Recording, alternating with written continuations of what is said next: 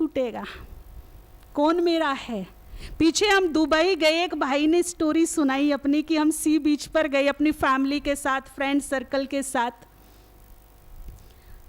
किसी ने कहा कि तुम्हारे बच्चे सागर में नहाने गए थे, डूब रहे हैं, लहरें बहुत तेजी से आ गई हैं। वो भागा दौड़ा, सागर के अंदर गया, बच्चों को तो निकाल दिया, खुद डूबने लगा, खुद डूबने लगा। अब तेजी से लहरें उसको पीछे की ओर खींच रही है। वो कभी वाइफ को बुलाता है, कभी पिता को, कभी भाई को, कभी दोस्तों को, मेरे को बचाओ भाई। लेकिन इतनी क्रिटिकल सिचुएशन थी कि कोई पानी में जाने की हिम्मत नहीं कर रहा था, जो जाएगा डूबेगा। सब एक दूसरे की तरफ देख रहे थे। पानी उसे बहुत पीछे खींच कर ले गया। अब खारा पानी उसके अंदर भरने लगा। वो हाथ हिला के मदद मांग रहा, कोई तो मेरी हेल्प करो। फिर पानी उसके सर से ऊपर को उतरा, खारा पानी अंदर भरने लगा। बिल्कुल लास्ट मोमेंट पे उसे याद आया बाबा,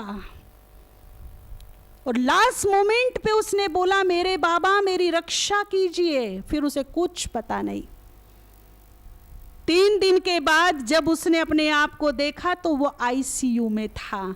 जो स्पीड बोट होती है, तैराकू होते हैं, वो दौड़े भागे, कैसे कैसे मशक्कत करके उसको निकाला। बड़ी क्रिटिकल कंडीशन में बाहर आया, बचना भी बहुत मुश्किल लग रहा था। 48 घंटे के बाद तो उसको होश आया, और जैसे ही उसको होश आया तो पूरा परिवार, वही फ्रेंड सर्कल, सब उसके आजू बाजू में खड़े थे। उसने किसी की तरफ नहीं देखा और उसके आंख से आंसू निकले। उसने कहा, मुझे पता चल गया कि मेरा कौन है, कौन मेरे काम आया।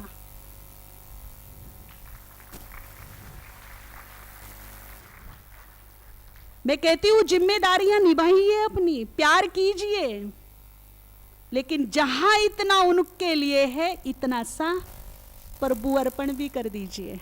एक बार उससे रिश्ता जोड़कर तो देखो, एक बार दिल से जुड़कर देखो। वो प्रीत की रीत ना निभाए तो कहना, समय चाहे अनुकूल हो या प्रतिकूल हो, वो मेरा हाथ साथ कभी नहीं छोड़ेगा। मेरा सहारा साथी बनकर मेरे साथ साथ रहेगा, जब तक मुझे मेरा प्रॉपर ठिकाना गति सदगति नहीं मिल जाती, मुझे नहीं छोड़ेगा वो। लेकिन पहला कदम मुझे उठाना पड़ेगा। बस एक कदम मैं उठाऊं, 1000 कदम उसके बढ़कर मेरी ओर आ जाएंगे। लेकिन जब तक पहला कदम मेरा नहीं उठेगा, 1000 कदम उसके भी स्टॉप, रुके रहेंगे। दिल के किसी कोने में उसे जगह तो दीजिए एक बार। सबको प्यार कीजिए, उसको भी कीजिए। अपने दिल की हर बात आज उससे शेयर कीजिए। जो भी आपके दिल में भरा पड़ा है ना, कोई टेंशन है, कोई चिंता है, कोई इच्छा है, कोई संकल्प है, मनोकामना है, दिल से अपना समझ के, मेरा है, सबसे अधिक मेरा है ये, और सब मेरे बाद में, ये मेरा पहले है। मेरी हर सुनवाई को सुनता है, बड़े ध्यान से, बड़े प्रेम से, सम्मान से सुनता है मेरी एक एक बात। वो इस विश्वास के साथ अपने दिल की बात उसको सुनाइए, सौंप कर देखिए, और सुना करके बड़े खुश होकर के गीत गाइए। अब सौंप दिया इस जीवन का भार तुम्हारे हाथों में, है जीत तुम्हारे हाथों में, लो जी। 2 अपोजिट एक साथ, जो नहीं चाहते वो, किस किस को हार चाहिए जीवन में, हाथ उठाओ। पराजित कौन कौन होना चाहता है लाइफ में? जो चाहिए ही नहीं वो सोचना ही नहीं, फेल हो गए आप तो हैं। क्या चाहिए आपको? तो इस गीत के शब्द चेंज कर दीजिए। अब सौंप दिया इस जीवन का भार तुम्हारे हाथों में, है जीत तुम्हारे हाथों में, है बाग डोर तुम्हारे हाथों में। हैं? चेंज हो गई ना? बागडोर उसके हाथों में दे दीजिए, कभी दिशा भटकेंगे ही नहीं। रोज गीत गाइए ये बाबा के सामने खड़े होकर, लेकिन जो बात उसको दो विद कॉन्फिडेंस, और एक बात मैं आपको बताऊं, एक सीक्रेट आपके सामने खोलूं कि बाबा ने जो बहुत पहले कई बार कहा था कि अंत में बाबा तुम्हारे निश्चय की परीक्षा लेगा। 1 सेकंड की परीक्षा तुम्हें पास या फेल, हार या जीत में ले आएगी। और वो परीक्षा लेनी बाबा ने वर्तमान समय में शुरू कर दी है। कभी भी किसी के भी विश्वास की परीक्षा हो सकती है, तैयार रहिएगा। क्या इरादा है लुधियाना वालों का इस परीक्षा में? पीछे वाले देख लो, परीक्षा जड़ तक हिला देती हैं। वैसे तो मैं भगवान की सामर्थ्य को चुनौती नहीं दे सकती। कौन है वो जिसे मैं बड़े कॉमन से वे में कहती हूं बाबा, वो है कौन? शास्त्रों में जिसके लिए वर्णन है कि यदि वो एक बार पल के उठा दे तो ये 7 समुद्र सीमाएं छोड़कर पीछे हट जाएं। अगर वो एकमात्र उंगली का इशारा कर दे तो ये पूरा हिमालय राख बन करके उड़ जाए। अगर वो 1 सेकंड से कम समय में मात्र एक संकल्प कर ले तो ये पूरी वसुंधरा स्वर्ग में बदल जाए। वो मेरा पापा है जो सर्व समर्थ है, सर्वशक्तिवान है, जिसके डिक्शनरी में असंभव है ही नहीं। कौन है वो?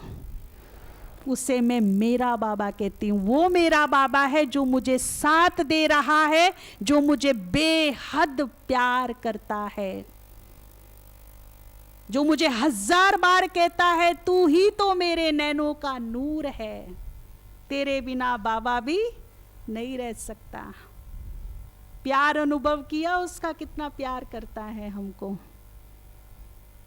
उसने अब हमारे विश्वास की परीक्षा लेनी शुरू कर दी है। 2 युगों तक पूरे विश्व की बागडोर सौंपनी है उसको।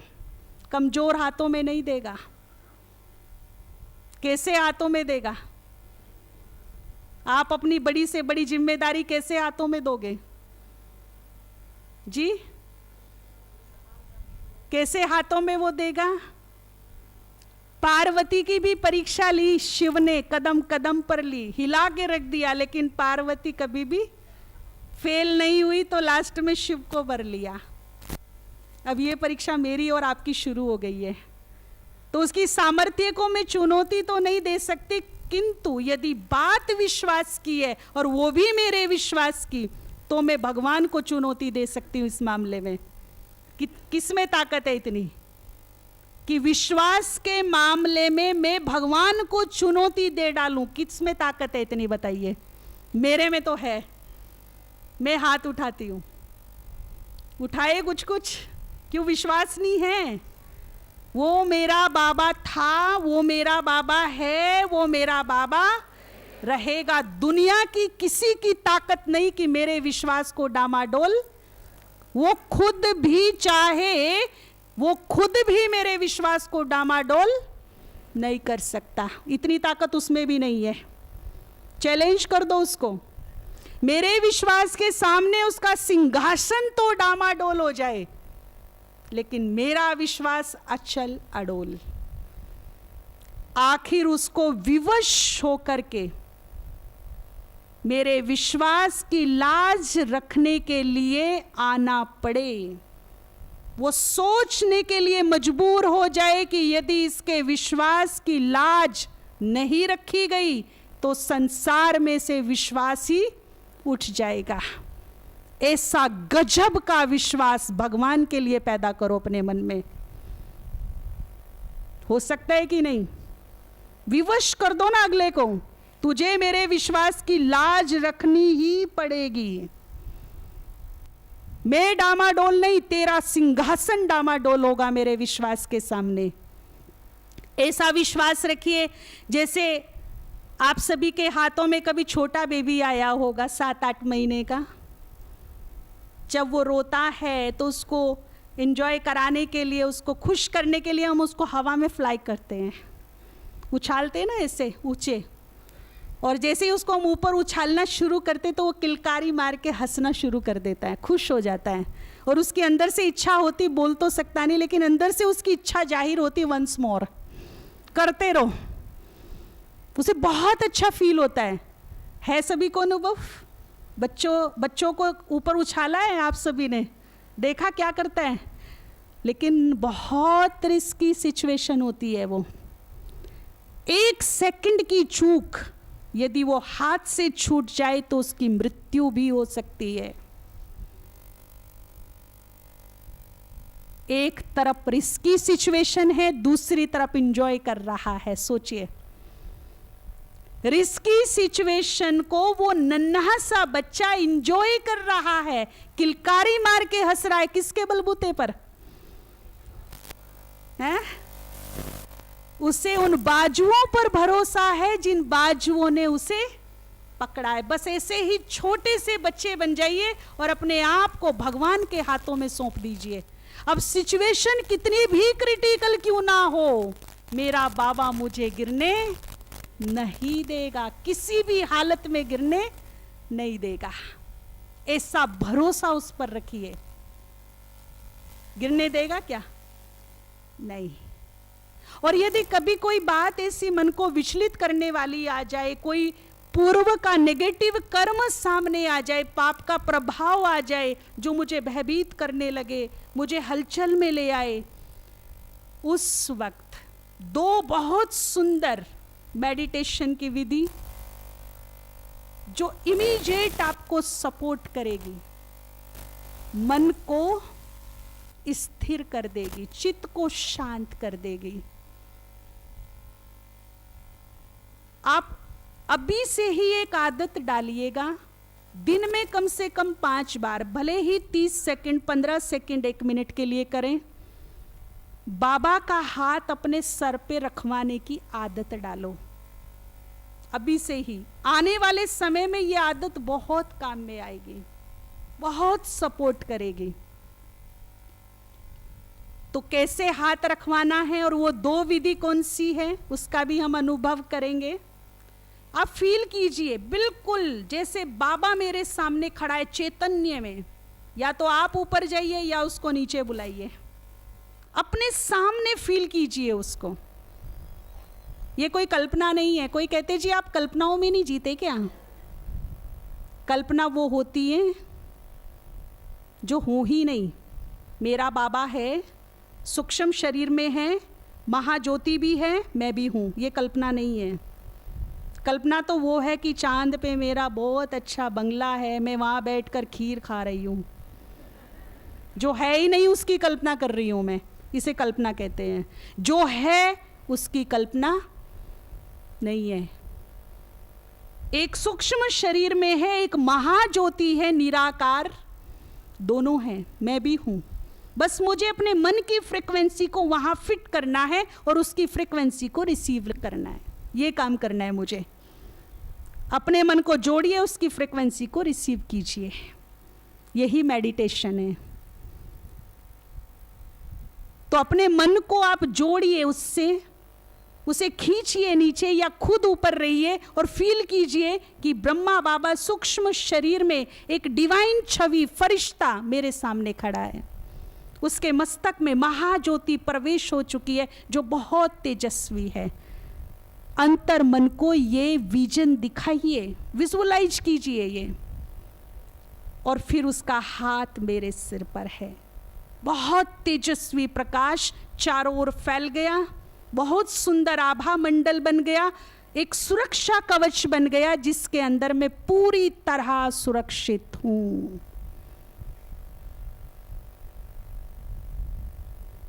दूसरा, कभी आपने दीपक जलाया है? दीपक जलाया है कभी? आपने कोई दीपक बड़े प्रेम से जलाया, लेकिन अचानक हवा का झोंका आया, नेचुरली क्या करेंगे आप जी? उसकी रक्षा करेंगे, अपने आप हाथ उठेंगे और लो के दोनों तरफ ऐसे हो जाएंगे।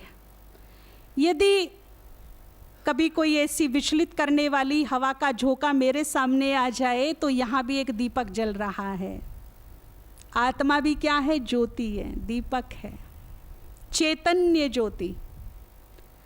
और लगने लगे कि समस्याओं के झोंके उसको बुझाने की कोशिश कर रहे हैं, उस लो को हिला रहे हैं, तो इस दीपक को उठा के कहाँ रख दीजिए? फील कीजिए, मेरा ये दीपक बाबा के सामने रखा है। मैं आत्मा एक तेजस्वी ज्योति जो जल रही है, लो उसकी बड़ी तेजस्वी है, वो बाबा के सामने वो मैं हूं। और बाबा क्या कर रहा है? दोनों हाथों से बड़े प्यार से उसकी, देखिए बाबा के दोनों हाथ फील कीजिए कि मेरी आत्म ज्योति की रक्षा बाबा कर रहा है। अब चाहे हवा चक्रवात बन जाए, पानी सुनामी बन जाए, धरती भूचाल बन जाए, मेरी इस लो को बुझाने की ताकत, इसको डगमगाने की ताकत संसार में किसी के पास नहीं है, क्योंकि सर्व समर्थ परम रक्षक के हाथों में ये मेरी ज्योति अब पूरी तरह सुरक्षित। ठीक है। कभी कभी हम कहते हैं, लोग हमसे बोलते भी हैं कि बाबा सुनता नहीं क्या? हमने इतने योग किए, भोग लगाए, संकल्प किए, सब बेकार हो गए, सुनता नहीं है बाबा, सुनवाई नहीं हो रही है। क्या बोलते हो, सुनता है या नहीं जी? उसको कान ही नहीं है। जो निराकार है, ज्योति है, उसको कान ही नहीं है तो सुनेगा कैसे? आपको तो दो कान है ना, दो कान से एक टाइम में कितने की बात सुन सकते हो? एक की, दो की भी नहीं सुन सकते। दो कान होते हुए दो की बात एक समय में नहीं सुन सकते, समझ में ही नहीं आएगा। क्यों? ये प्रकृति का बंधन है, प्रकृति की कुछ लिमिटेशंस होती हैं, और वो ज्योति प्रकृति से परे है, उसको कान नहीं है, प्रकृति की लिमिटेशन में नहीं है। इसीलिए एक टाइम में एक की नहीं, लाखों करोड़ों की सुनने की ताकत रखता है वो। मैं दो की भी नहीं सुन सकती, लेकिन वो कितने की सुनने की ताकत रखता है? लाखों करोड़ों की पुकार एक टाइम में सुन सकता है, इतनी कैपेसिटी है उसकी। सुनता तो वो है, लेकिन कभी कभी क्या करता है, कुछ पूर्व के पाप का प्रभाव जब हमारे सामने होता है, उस समय एक ऐसा पीरियड हमारे सामने से गुजर रहा होता है कि यदि उसमें हम कुछ अच्छा भी करेंगे तो क्या हो जाएगा? उसका रिजल्ट क्या होगा? अशुभ होगा। क्यों? क्योंकि नेगेटिव कर्मों का प्रभाव मेरे सामने से गुजर रहा है। तो बाबा उस समय को, जो उचित वक्त नहीं है, उस समय को बिता देना चाहता है। और हम क्या करते हैं? अल्प बुद्धि, पेशेंस की बजाय डाउट क्रिएट करते हैं भगवान पर, संशय पैदा कर लेते। देख ली इसमें कितनी ताकत है। ये भी ऐसा ही है जैसे हो रहा है, ऐसे ऐसे शब्द बोलते हैं। पीछे बॉम्बे से फोन आया हमारे पास, जब से ये समाधान शुरू हुआ तो मेल फोन्स बहुत आते हैं। एक भाई ने बोला, बॉम्बे में घर लेना चाहता हूँ, फ्लैट, बहुत कस्टमर लगे हुए हैं, लेकिन वो घर मुझे चाहिए हर हालत में। अभी नया नया ज्ञान में चला हूँ, 7-8 महीने हुए हैं, कोई प्रयोग बताइए। उसको कहा, भैया 1 घंटा योग कीजिए, मास्टर सर्वशक्तिवान का स्वामान का अभ्यास कीजिए, और सफलता मेरा जन्म सिद्ध अधिकार है, ये फील करते हुए आप देखिए, आप विजन बनाइए कि आप ग्रह प्रवेश कर रहे हो, वो घर आपको मिल गया। 2 महीने तक उस भाई ने डेली 1 घंटा योग किया, इसी तरह से बहुत ही ऑनेस्टली किया, चूका नहीं एक दिन भी। 2 महीने के बाद उसको न्यूज़ मिली कि वो फ्लैट किसी और ने खरीद लिया। अब उसने फिर फ़ोन किया, हम तो भूल गए थे 2 महीने में। अब उसने ना तो ओम शांति ना राम रहीम, देख लिया तुम्हारा बाबा, कितना दम है उसमें, कितनी ताकत है।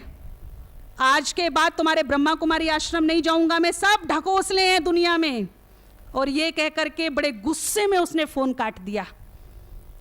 हेलो हेलो, कौन है भाई, कहाँ से भाई? भाई तो बोले ही नहीं, भाई ने फ़ोन काट दिया, बात फिर भूल गए। पूरे 25 दिन के बाद, 2 साल पहले आपने न्यूज़ सुनी होगी, रेनी सीजन में एक बिल्डिंग गिर गई बॉम्बे में। सुबह 8:30 बजे 9 बजे के आसपास हर चैनल पर वही न्यूज आ रहा था। पूरी बिल्डिंग खड़ी की खड़ी गिर गई, एक ईंट नहीं बची उसमें। जितने लोग थे मोस्टली दब के मर गए, 35-40 जो बाहर थे वो बर्बाद हो गए, कुछ टूट फूट गए, पूरी तरह तहस नहस हो गया था वहां पर। अब ये न्यूज देख ही रहे थे तो फिर फोन पर घंटी बजी और लकीली फोन फिर मैंने उठाया। वही भाई ने फोन किया। अब उसकी लैंग्वेज 25 दिन के अंदर टोटली चेंज। अब वो कहता है वाह बाबा वाह, बचा लिया बाबा ने। उसी बिल्डिंग में तो घर लेना चाहता था मैं। बहन जी आपको पता है वो बिल्डिंग गिर गई, खत्म हो गई, एक ईंट नहीं बची उसमें। मैंने भैया योग का प्रयोग सफल हुआ? बिल्कुल हुआ, 100% हुआ। मैंने भैया एक बात और बताइए, बाबा में दम है जी, बहुत है। मान गया। उसने कहा मैंने अज्ञानता से बाबा को जो भला बुरा बोला, उस पे जो संशय किया, मैं उसके लिए रियलाइज करके माफी मांगता हूं, पश्चाताप करता हूं। आज के बाद जब तक जीऊंगा ना तो ब्रह्मा कुमारी आश्रम जाना छोड़ूंगा और नहीं बाबा को छोड़ूंगा। दिखा दिया 25 दिन के बाद दम उसने अपना। मेरी प्लानिंग रॉन्ग हो सकती है, भगवान की प्लानिंग कभी भी रॉन्ग नहीं हो सकती। और वो मेरी प्लानिंग के अनुसार काम भी नहीं करेगा, क्योंकि मैं प्लानिंग केवल आज को देखकर करती हूं और बाबा प्लानिंग तीनों कालों को देखकर फिर करता है। आज जो मुझे अच्छा लग रहा है कल वो मेरे लिए नासूर बन सकता है। और बाबा तीनों कालों को जानता है कि आज जिसे ये अच्छा मान रही है कल इसके लिए बहुत बड़ा पेपर बन सकता है। इसीलिए उस समय को वो क्या कर देना चाहता है, बिता देना चाहता है। और मैं जिद करके बैठी हूं, बाबा सुनता नहीं है। आपके बच्चे मार्केट जाते हैं, आइसक्रीम खाने के शौकीन हैं, आप बड़े प्रेम से एक नहीं 2 खिला देते हो, बार बार खिला देते हो। आज बच्चे को फीवर हुआ, खांसी हुआ, जुकाम हुआ, आज भी मार्केट लेकर के गए डॉक्टर को दिखाने के लिए। आते वक्त उसने वापस आइसक्रीम की दुकान देखी, फिर चिल्लाया, जिद की, आइसक्रीम खिलाओ पापा। बोलिए कौन सा पापा बेटा है जो खिलाएगा? ऐसी हालत में कौन सा पिता यहां है जो अपने बच्चे को आइसक्रीम खिलाएगा? एक भी हाथ उठाइए। क्यों नहीं खिलाएंगे बताइए जी? क्यों? आपकी जेब में पैसे नहीं है, दम नहीं है आइसक्रीम खिलाने का? क्यों नहीं खिला रही हो आज उसको? आपको पता है कि यदि आज इसको आइसक्रीम खिला दी तो और नुकसान हो जाएगा, तबीयत और बिगड़ जाएगी। आप आइसक्रीम खिलाना कैंसिल नहीं कर रही हो, डिले कर रहे हो। बाबा भी अगर कोई बात समय पर पूरी नहीं हो रही तो उसे कैंसिल नहीं कर रहा है, उसे डिले कर रहा है। अभी उचित वक्त नहीं है, इसीलिए डिले कर रहा है। मेरी विजय तो सुनिश्चित है। मेरी विजय डिले हो सकती है परंतु कैंसिल हरगिज नहीं। लिया है कि नहीं विजय का तिलक बाबा से? जिसने ना लिया हो ना, अमृत वेले जो सिद्धि चाहिए, शक्ति चाहिए, वरदान चाहिए, दुआ चाहिए, मनोकामना पूरी चाहिए, 3 महीने लगातार एक ही संकल्प से वो चीज लेने के लिए बाबा के सामने उपस्थित हो जाओ।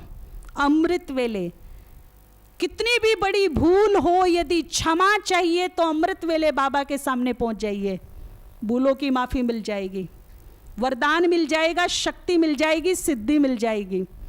लेकिन 3 महीने कंटिन्यू, एक भी दिन खंडित नहीं होना चाहिए। फिर 3 महीने में वो वरदान आपके पास आ जाएगा। ना लिया हो तो ले लीजिए। और ऐसी स्टैंप लगेगी इस आत्मा पर विजयी भाव की कि शरीर चाहे 83 मिल जाए पर ये स्टैंप यहां से हटेगी नहीं। जहां जहां ये आत्मा जाएगी विजय श्री साथ साथ जाएगी। क्योंकि स्टैंप किसकी लगी है? स्टैंप किसकी लगी है? खुद भगवान ने स्टैंप लगाई है, विजयी भाव।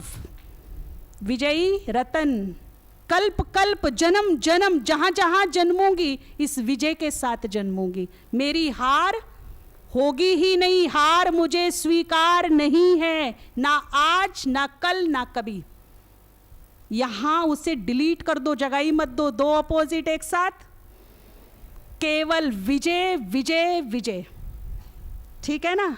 डिले हो सकती है परंतु डाउट नहीं, डाउट नहीं। यही मेरी निश्चय की परीक्षा है, यही मेरे विश्वास की परीक्षा है। मैं पेशेंस रखूं, wait and watch, wait and see. बाबा को बोल दिया है ना, थोड़ा वेट कीजिए। कभी सुना कि धीरज का फल कड़वा होता है? क्या सुनते आ रहे हो? धीरज का फल हमेशा ही, जब इसका फल मीठा होता है तो ये गुण धारण करने में क्या जाता है? क्योंकि मुझे पता है इसका फल मीठा ही होगा, ये देवी गुण है, इसे अपने जीवन में मैं क्यों नहीं भरती? क्यों विचलित हो जाती हूँ कि इधर उधर हाथ पांव मारने लगती हूँ? एक भाई जो यज्ञ स्नेही था, बहुत सहयोगी था, चलते चलते मुसीबतों में फंस गया। कोई पूर्व के पाप कर्म उसके सामने आ गए, इतनी बुरी तरह से फंस गया कि उसे लगने लगा मेरा हर दरवाजा बंद हो गया है। जब वो थक गया, उसकी शक्ति खत्म हो गई, तब वो दादी जी के पास आया। प्रकाशमणि दादी को उसने बोला, दादी मेरे साथ ऐसा ऐसा हो गया। बहुत छोटा परिवार था उस समय। दादी ने कहा, भैया तुम्हारी समस्या का समाधान मैं डायरेक्ट बाबा से मंगवाऊंगी, मैं संदेशी को भेजूंगी ट्रांस में, और तुम्हारे लिए क्या संदेश बाबा भेजते हैं वो देखते हैं। दादी ने संदेशी को भेजा बाबा के पास, और बाबा ने वतन में बहुत सुंदर सीन दिखाया, वही मैसेज था पूरी ताकत के साथ। लेकिन वो जितना भी उसको सुलझा रहा है उतना ही वो और ज़्यादा उलझता जा रहा है, तो टूट जाता है या और ज़्यादा उलझ जाता है। बहुत देर हो गई उसको सुलझाते सुलझाते, लेकिन कोई फर्क नहीं, और ही ज़्यादा मुझ गया। बाबा साक्षी होकर बैठे उसको देख रही हैं दूर से। जब वो थक गया, नहीं सुलझा पाया, तब उसने बाबा की तरफ देखा। बाबा ने मुस्कुराया, हाथ आगे बढ़ाया, बच्चे मुझे दे दे। अब उसने वो गुत्थी बाबा के हाथ पर रख दी। हाथ पर रखते ही गुत्थी पूरी तरह सुलझ गई, टच करते ही सुलझ गई। यही मैसेज था बाबा का। जिन उलझनों को तुम सुलझा नहीं सकते वो बाबा के हवाले कर दो। अपनी एनर्जी उसमें वेस्ट, लेकिन ऐसा नहीं कि 50% बाबा तू सुलझा दे, बाकी को मैं कोशिश करके देख लेता हूं। समर्पणता, पूरी तरह समर्पणता, समर्पित कर दो उसको। अपनी उलझी हुई गुत्थी उसके हाथ में देकर फिर गीत गाओ, अब सौंप दिया इस जीवन का। यहां टेंशन लेके ना चलो, उसको देते चलो। जो भी बात मन को बोझिल करे तुरंत उसको दे दो, अपने को हल्का रखें हम। तो बाबा अपने वचन को निभाते हैं। एक नहीं, इतने अनुभव हैं हमारे पास कि यदि मैं आपको सुनाना शुरू करूं तो ये पूरी रात और अगला पूरा दिन बीत जाएगा। आपके पास भी होंगे अनुभव तो, लेकिन फिर भी मैं एक दो सुना करके ख़त्म करूंगी। बहुत ही वंडरफुल अनुभव बाबा की मदद के। वर्धा में हमारे विकास भाई रहते हैं, महाराष्ट्र में। वो अपनी खेती में चक्कर लगाने गए, रेनी सीजन था, साथ में दोस्त को भी ले लिया और एक बड़ा छाता भी ले लिया, काले रंग का जो बड़ा सा छाता होता है। अचानक मौसम खराब हो गया, तेज तूफान चलने लगा। दोनों दोस्त एक छाते में हुए, इतनी तेज बिजली गड़गड़ाई और बस इतनी ही देर में वो बिजली उसके दोस्त के ऊपर गिरी, ऑन द स्पॉट खत्म हो गया। इतनी ही देर लगी, इससे ज़्यादा नहीं। वो जैसे ही जमीन पर गिरा विकास भाई का दोस्त, तो वो बिजली अब उसके पैरों के ऊपर चढ़ने लगी। जैसे ही उसके पैरों पे चढ़ी तो उसको कुछ नहीं सूझा, एकदम बाबा याद आया। मेरे बाबा, मेरे खुदा दोस्त, मेरी रक्षा करो।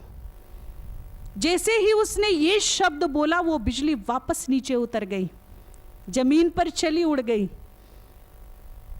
वो बच गया। उसके पांव जरूर जले दोनों। नागपुर हॉस्पिटल में 3 महीना एडमिट रहा, लेकिन आज पुनः वो बाबा की सेवाओं में लग गया है, बिल्कुल ठीक ठाक। मेरे बच्चे बुलाएं मैं ना आऊं, ये किसको बुलाया था उसने? भले वो मुझे इन आंखों से ना दिखता हो, लेकिन तुम तो यहीं आसपास हो। बस दिल से जुड़ो और दिल से बुलाओ, वो खिंचकर ना चला आए, ये हो ही नहीं सकता। एक बहन बरसात के ही सीजन में दूर दराज गांव में गीता पाठशाला पर चली गई। आते आते देर हो गई, कोई ट्रांसपोर्ट का साधन नहीं मिल रहा था उसको। देर रात होती जा रही है, घनघोर बादल हैं, तूफान आने को है। अचानक उसने देखा कोई कार आ रही है, लिफ्ट मांग ली, बहुत बड़ी गलती की। उस गाड़ी में बैठ गई, दे दी लिफ्ट। उसमें कुछ असामाजिक तत्व थे, दूर जंगल में ले गए बेचारी को। बहुत पुरानी बात है, हमने कभी मैगजीन में पढ़ा था ये घटना। अब दूर जंगल में ले जाकर बहन को उतारा, वो 4-5 लोग उसकी तरफ को बढ़ने लगे बुरी नीयत से। अब वो बिल्कुल अकेली, उसने पूरी जी जान लगाकर बाबा को कहा, बाबा मेरी 21 साल की तपस्या है, मेरी रक्षा कीजिए। और ऐसे कहते ही उसने जो अपना अनुभव बताया और मैगजीन में लिखा, उसने देखा कि ब्रह्मा बाबा उसके सामने ऐसे आकर खड़े हो गए। उसने देखा ये सीन। वो जो भाई उसकी तरफ आ रहे थे, तो जैसे ही उसके पास आए तो बाबा ने ऐसे हाथ किया और हाथ करने मात्र से वो भाई 6 फुट दूर जाकर के गिरा। जैसे कोई इलेक्ट्रिक शॉक लग जाता है, दूर जाकर गिरता है ना झटके से, ऐसे झटके से दूर जाकर के गिरा। बाकी जो 3-4 थे वो उसकी ये हालत देख के वहां से ऐसे भागे जैसे गधे के सर से सींग साफ। वो डर गए। जिसके पास जाने से ही इतना भयंकर करंट इसको लगा है, टच भी नहीं किया, केवल पास ही गया है, इसको टच करने से क्या होगा? जान बचानी मुश्किल हो गई उन लोगों को। आया कि नहीं? आया कि नहीं? बुलाओ वो ना आए, ये एक युगल की कहानी हमें कभी मनोहर इंदिरा दादी ने सुनाई थी। जिस दिन ये कहानी हमने सुनी, 10 बार ये बाबा के प्रेम में आंखें रोई थी। भाव विभोर हो गए थे हम बाबा के प्यार को समझने के लिए। दादी ने बोला, एक ऐसे युगल जिनको कोई संतान नहीं, माता बहुत ही अनन्य बच्ची, बाबा की निश्चय बुद्धि, मगन वाली। भाई थोड़ा सा कम, उसका इतना निश्चय नहीं था, थोड़ा कम था। माता ने शिव बाबा को ही अपना बच्चा बना लिया। उसे कोई गम नहीं, मेरे कोई संतान नहीं, क्योंकि उसने शिव बाबा को बेटा दिल से बना लिया। कोई भी उससे पूछता कि माता तुमको कितने बच्चे, तो बड़े गर्व से, बड़े प्राउड से कहती थी, मेरा एक बेटा, बड़ा ही होवनार, लायक, आज्ञाकारी, मेरे जैसा बेटा किसी का नहीं हो सकता, मेरा शिव बेटा। घर में उसका रूम बनाकर रखा, तीनों टाइम भोग बनाती, उसको बड़े प्रेम से स्वीकार कराती, उससे बातें करती, मगन रहती उसकी सेवा में। कुछ घर के छोटे मोटे काम होते तो उससे बातें करती, शिव बेटा ये काम कर लो ना। उसे फील होता है कि जैसे वो मेरी मदद कर रहा है, जैसे मेरे आसपास घूम रहा है। एक दिन उसने अपने युगल को कहा, बाबा का सीजन है, मैं माउंट आबू जाकर आती हूँ, मिलकर आती हूँ। युगल थोड़ा कम निश्चय बुद्धि था। उसने कहा, मेरी तबीयत अच्छी नहीं है, मैं बीमार जैसा हूँ, बाद में चली जाना। उसे तो बड़ा कॉन्फिडेंस था अपने शिव बेटा पर। उसने बड़े ही हक अधिकार से कहा, अरे मैं आपको अकेला छोड़ के थोड़ा ही जा रही हूँ, मेरा शिव बेटा मेरे से ज्यादा केयर करेगा आपकी, उसे छोड़ के जा रही हूं आपके पास। वो फिर भी मना करने लगा, आनाकानी करने लगा। माता भी जिद की पक्की थी, वो भी चली गई, जिद करके चली गई। ट्रेन में बैठ गई, 3-4 घंटे ट्रेन चली। उधर उसके युगल को जोरदार वाला हार्ट अटैक आ गया। सच्ची घटना है बिल्कुल। उसी वक्त, उसी समय की बात है, ये दिल्ली की बात है। वहाँ इंटरनेशनल मेडिकल कॉन्फ्रेंस होने जा रही थी, किसी हॉस्पिटल ने, बड़े ने अरेंज की थी। और इस कॉन्फ्रेंस में विश्व प्रसिद्ध डॉक्टर बुलाए गए थे, साधारण नहीं, विश्व प्रसिद्ध। एक डॉक्टर ऐसा भी था जो बहुत ही प्रसिद्ध था, उसे चीफ गेस्ट के रूप में बुलाया जा रहा था। बड़ी मुश्किल से उसने ये इनविटेशन लिया था, टाइम नहीं था उसके पास। वो सड़क से गुजर रहा है, उसी वक्त की बात है। दूर से उसने हाईवे से हटके एक छोटी सी सड़क देखी, और उस सड़क को देखते ही उसको अपने बचपन की याद आ गई। इसी गली में तो मेरा बचपन गुजरा है, यही तो मेरा बेस्ट फ्रेंड रहता है, मेरा जिगरी दोस्त इसी गली में रहता है। उसके चेहरे पे मुस्कुराहट दौड़ गई। उसने ड्राइवर को कहा कि इधर गाड़ी मोड़ो। स्टीयरिंग मुड़ा। किसने मुड़वाया ये स्टीयरिंग? कौन था उसका बेस्ट फ्रेंड? माता का युगल। देखिए, जब हम अपने जीवन की गाड़ी की बागडोर, स्टीयरिंग उसके हाथ में दे देते हैं ना, तो एक्सीडेंट नहीं होता फिर। लेकिन जब हम उसको स्टेपनी बना देते हैं, हमारी गाड़ी में एक एक्स्ट्रा टायर होता है, स्टेपनी होती है। स्टेपनी किस लिए होती है? वो इमरजेंसी के लिए, पंचर होगा तो इसको लगा देंगे। अक्सर करके हम भगवान को यही यूज करते हैं इमरजेंसी में, स्टेपनी बना करके उसे रखते हैं। लेकिन यदि हम उसे स्टीयरिंग बना दें तो पंचर होगा गाड़ी में? कभी इमरजेंसी पड़ेगी कभी? हैं? तो क्या बनाना चाहिए उसको? उसने, माता ने जो पढ़ी लिखी नहीं थी, भगवान को क्या बना लिया? अपना स्टीयरिंग बना लिया। तो समय आने पर स्टीयरिंग किधर मुड़ गया? किधर मुड़ गया? उसी गली में चला गया जहां जरूरत थी। 2 मिनट के अंदर उसका घर आया। जैसे ही वो गया और देखा कि मेरे फ्रेंड को इतना जबरदस्त अटैक आया है, प्राइमरी स्टेज पर उसको पुश वुश करके उसने ट्रीटमेंट शुरू किया। लैंडलाइन से फोन किया, क्योंकि उस समय मोबाइल तो नहीं होते थे। आप मानोगे 15 मिनट के अंदर अंदर एक ऐसी एम्बुलेंस आई जो किसी सीएम के या पीएम के लिए आती है, लग्जरी एम्बुलेंस। खाली नहीं थी, 15 विश्व प्रसिद्ध डॉक्टर बैठे थे उसके अंदर। गाड़ी रुकी, 15 डॉक्टर उसके घर में दौड़े, उसको ट्रीटमेंट दी। जब थोड़ा स्टेबल हुआ तो उसको एम्बुलेंस में रख करके हॉस्पिटल ले जाया गया। स्ट्रेचर खुद चीफ गेस्ट बनकर जो डॉक्टर आया है उसने संभाला है, और पीछे पीछे विश्व प्रसिद्ध डॉक्टर, एक आधा नहीं, डॉक्टर भी साधारण नहीं। कौन थे? विश्व प्रसिद्ध डॉक्टरों की भीड़ लगी हुई थी। जो काम नर्स करते वो डॉक्टर कर रहे थे।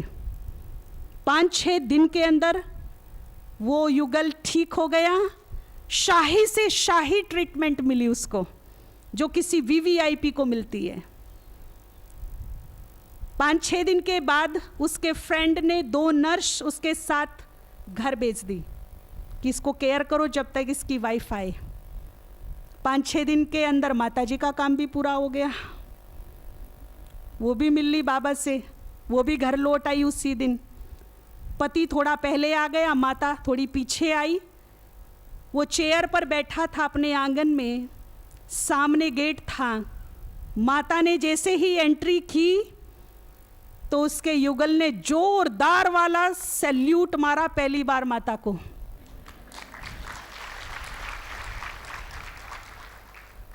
माता पास में गई। अब वो भाव विभोर हो गया, उसका गला रुंध गया, उसकी आंखों से आंसू गिरने लगे। और उसने माता को देखकर कहा, मान गया मैं तेरे शिव बेटा को, खूब निभाई तेरे शिव बेटा ने, मान गया। उसने कहा कि सुन, यदि मेरा अपना खून होता ना, तेरी कोख से जन्मा मेरा अपना बेटा होता, तो भी वो मेरी ऐसी केयर नहीं कर सकता था, ऐसी संभाल नहीं कर सकता था जैसी तेरे शिव बेटा ने की है। तेरे शिव बेटा ने मुझे ऋणी बना दिया। आंख से प्रेम के आंसू गिर रहे हैं। कहता है, सुन, आज से ये तेरा ही बेटा नहीं, आज से ये मेरा भी बेटा है। आप केवल दिल की प्रीत उससे रखिए, वो रीत ना निभाए तो कहना। रीत निभाना बहुत अच्छी तरह से जानता है, लेकिन रीत निभाता है प्रीत की। प्रीत का होना मस्ट, कंपल्सरी। ठीक है? तो अपने जीवन में, अपने दिल में, अपनों के बीच में अपने बाबा को जगा दीजिएगा। ओम शांति।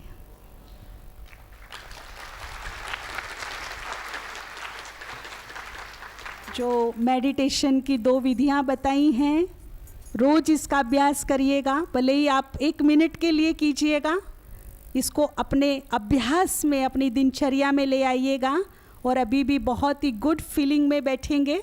बहुत सुंदर पावरफुल मेडिटेशन करेंगे सभी।